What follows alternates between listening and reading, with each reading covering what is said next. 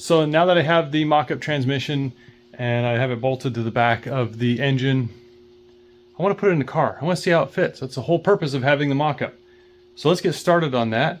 I cleaned that bell housing pretty good. There's still some gunk on it, but that super clean that Mike sent me from my car's shop, this stuff works pretty dang good. That thing was gross. Yeah, it made a big difference. So hopefully we won't have any big issues putting together this little mock-up exercise. Get it in there, support it with some jack stands and whatever else we need. Take some measurements for motor mounts. Get some measurements, some rough measurements for transmission mount, and figure out if we have enough clearance. I really hope that that bell housing clears when we set it in there. I don't want to push the engine forward. It's already heavy enough. And I'd like to bring it back as far as we can without cutting the firewall. Again, if we have to cut the firewall, we'll cut the firewall.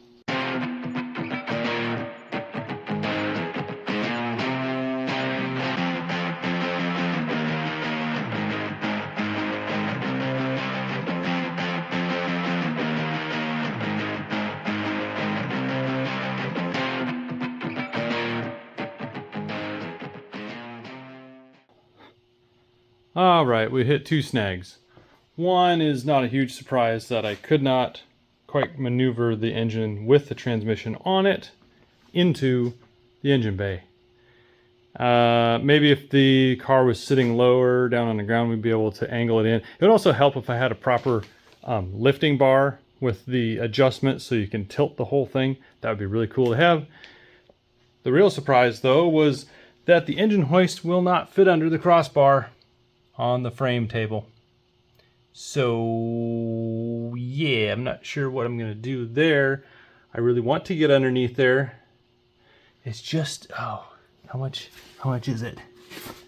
Like a 1/4 inch. Maybe I could adjust those jack screws up a 1/4 inch, all 4 corners.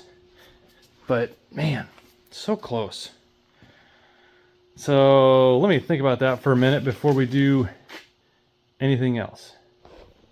All right, we're going to hit pause on putting the engine in just for a moment because I have some thinking to do. Because I just picked up a radiator with fans. Now the story on this is a Fox body radiator, so it's wider than the classic Mustang radiator. In fact, it's going to actually, the tanks will overhang the frame by just a little bit, which means sheet metal has to go.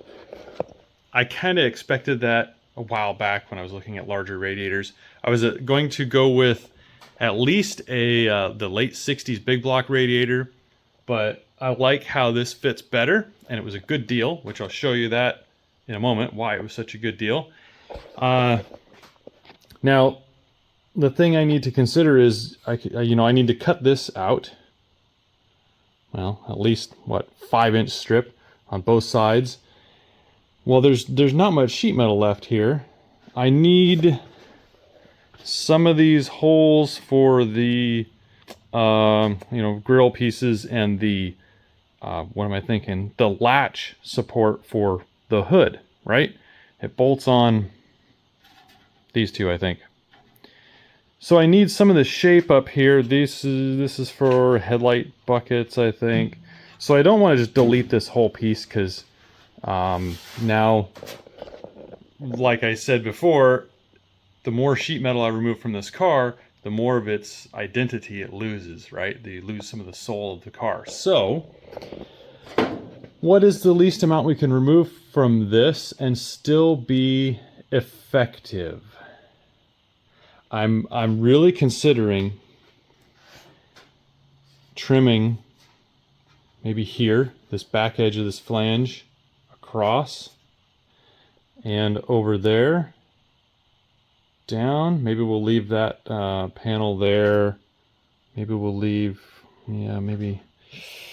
I want to keep this piece, and I kind of want to keep this because it's rigid, but I can easily put a tube from here across the other side, retain this top flange with its holes, ditch everything else, even cut out this but I don't think I want to. I think I want to leave that that bottom part of the radiator support there. Yeah. So I'm kind of going back and forth here, trying to decide what I want to do, what I want to keep. But I think I kind of want to make this top section removable. And if I do the tube from side to side, we can make this removable easily. We can make a bolt-in bar. We're already going to have a bar, roll cage bar coming up here and landing somewhere up here wherever the front cross member is for the strut rods for the lower control arms. There's going to be something here. So if we're bringing bars down here for the front of the roll cage, it would not take much to make a little brace up to here and stiffen that up. Yeah, I'm got some thinking to do there. Leave your comments if you got an idea. Yeah, now let's go back and look at this. So this is a Champion radiator with two, I think they're 12-inch Mishimoto fans. Let me grab my tape measure here. I believe they're 12s or 11s or something. So that's a 11-inch housing, so it's probably considered an 11-inch fan. There are two of those. Now that's kind of a kit. It's Fox body parts, and I cannot complain about the price at all. The fans, they're good fans. Mishimoto is good stuff. The fans are kind of expensive.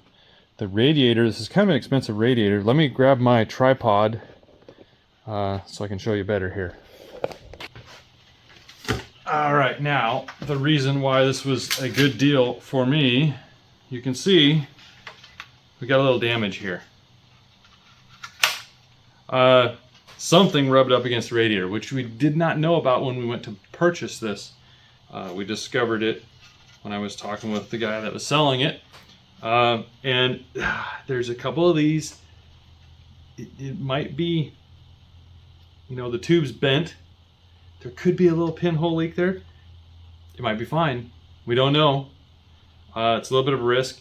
We could probably repair it if we need to, right? You can get most aluminum radiators repaired.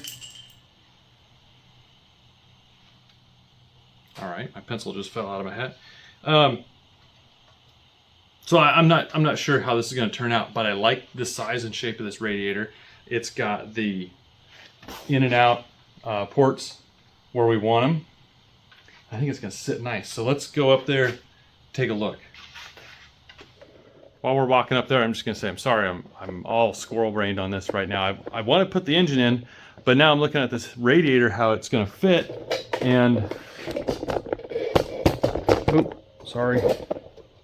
And I'm thinking that being able to remove this top section and not have this sheet metal here, or leave it attached, basically we're going to cut it off here, make a part that bolts in, is you get that big long engine transmission combination in and out easily, right through the front of the car. And chances are, if you're pulling an engine, you're going to take the radiator out anyway, so you don't damage it. You have to drain the coolant. It's like, well, might as well just take this whole thing out. The only thing holding it is we got, looks like some repair work welds here, factory spot welds. I mean, the tube across and tabs and bolt it's probably stronger. I don't know.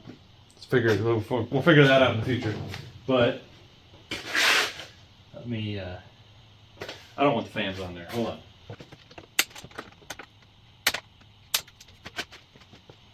Alright, it's a little lighter now. I think you'll be able to see from your vantage point there. We're going to fill this front end up.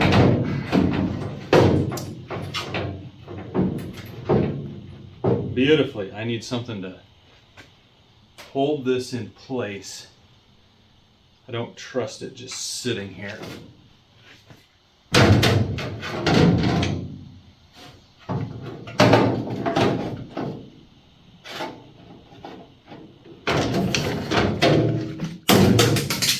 Oops.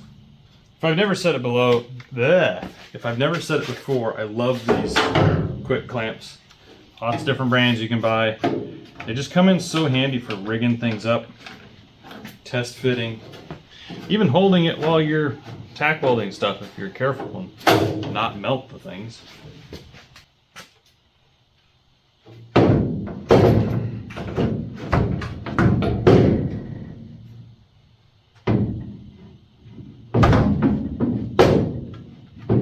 What can I put under there? Just set a 2x4 across it. All right, this is a big pain in the butt to hang up there because it's not a nice shape with good grab holds here, hand holds. Let's just do this. We're gonna set this in front and you kind of see how much space it's gonna take up. So we're not gonna have much left here, just a strip coming up this side. So we can retain this, which I want to keep. Maybe we'll just carve this out, bolt it here and here. Well, or we could cut straight down, have a piece of tubing on the inside, flange, tubing, flange, and make it bolt together right here. Maybe that's a good idea. No, it's a bad idea. I don't know, there's probably too many options on how to cut this and make it work. We're just gonna have to, I think we're gonna have to wait a little bit on that, but I'm definitely gonna have to think about it. So let's take one more shot at setting this in place before I get the cutting wheel out. Yeah. So I would say that having this mock-up transmission is already a win, because if I had to put this on and off one or two times and it was the full-size transmission, I think I would be getting a little irritated, you know, moving 100-some pounds. But this is super easy.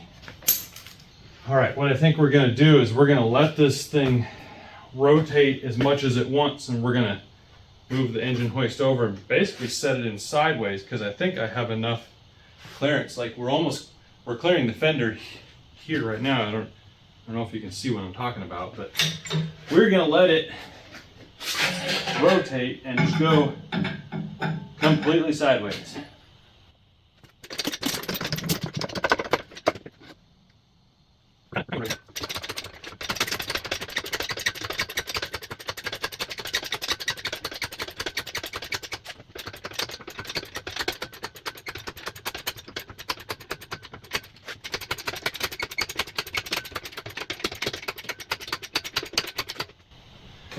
If anybody wants to donate one of those air-powered cylinders for a engine hoist, I would be grateful.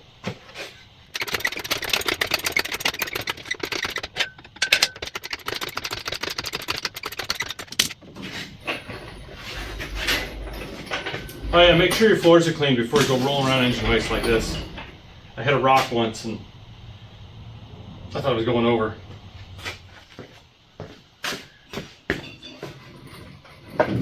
Now, if you were lifting up an engine with a transmission on the back, I would not recommend that you hang it sideways like this. All right, we got about 3 inches in the back here. We're actually clearing. We can set this down.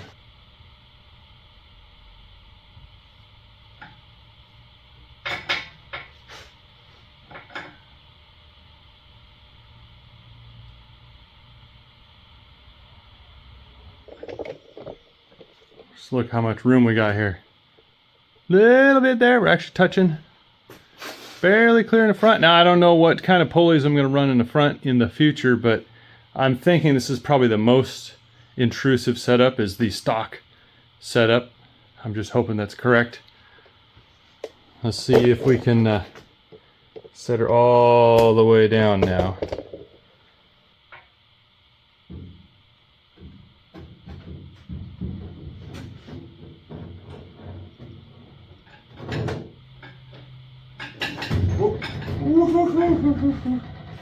Just thinking about too many things at once. Do one thing at a time. That's not it. Now we gotta try and go back. Oh boy. It is gonna be tight.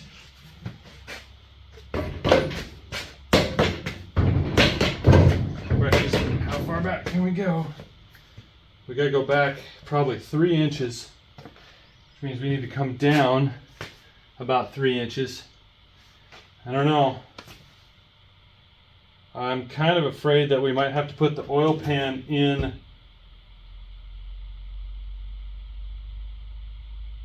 like laying in there, or put the bell housing on after the engine's set in place. Oh yeah, that's all the things I didn't want, but that's what I get. We're trying to save some sheet metal.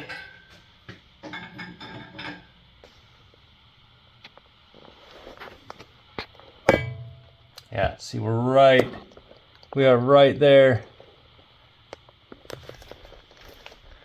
And we're right there, just that little bit.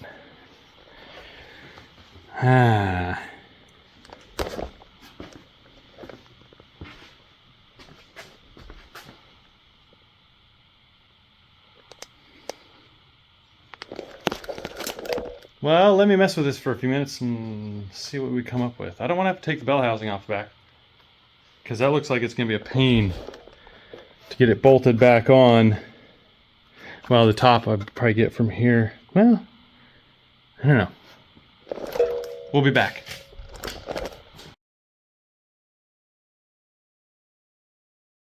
All right, so that's kind of a bust. That is just not going to clear.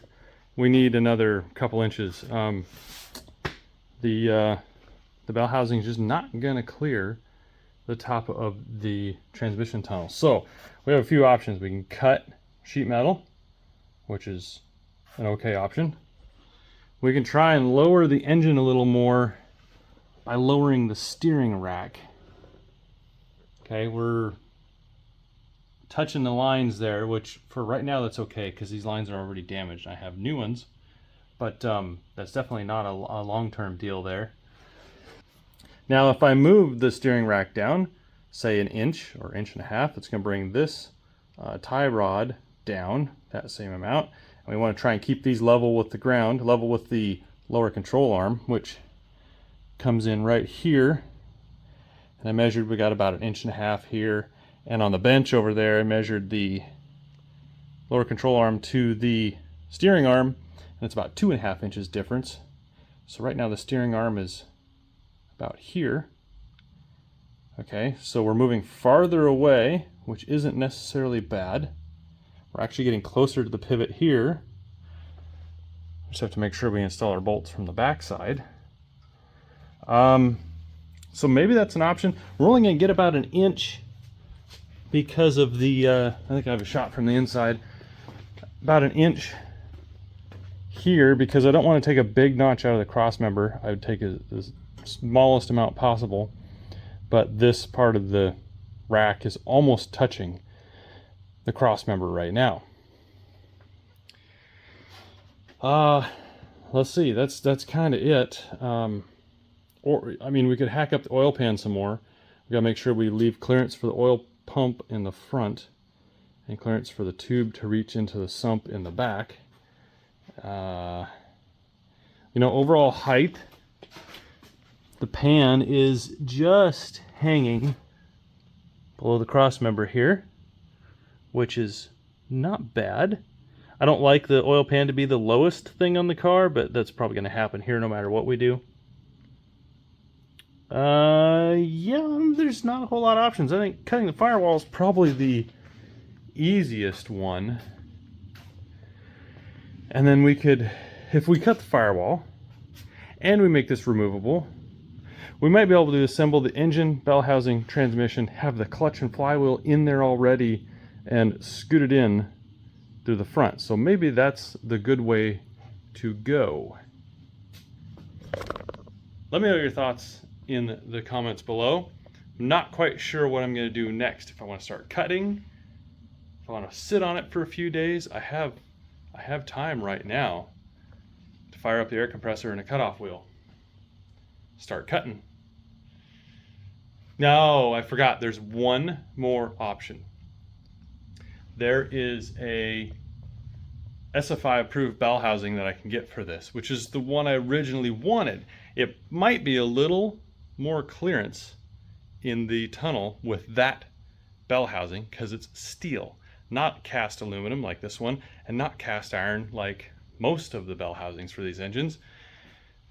The only thing is it's $900, and that really puts a cramp in the style, right? It's kind of expensive. I was going to do this aluminum bell housing with a scatter shield added in, which I'll have to think about that as well if I cut the tunnel, because we do have to have a little bit of clearance for the scatter shield. This is going to take some thinking. I think I better sit on it for at least a day. It's probably gonna be like 2 weeks or something. I'll go do something else, but whatever. Yeah, we're really close to putting the mock-up transmission in the tunnel and seeing how it fits, but we're just not quite there yet. Yeah. All right. Thanks for stopping by. We'll see you next time.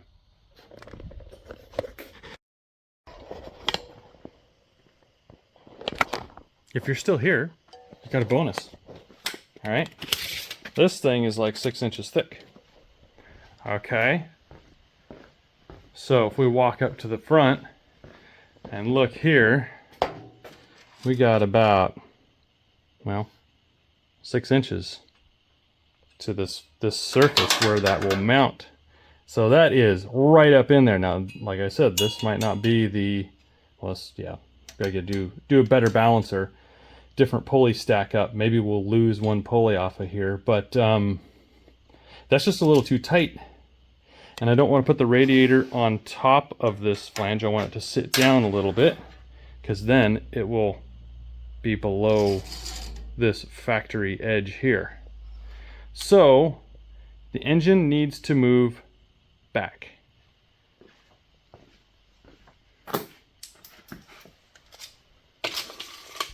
Needs to move back, which I think it means lowering the steering rack and cutting the tunnel.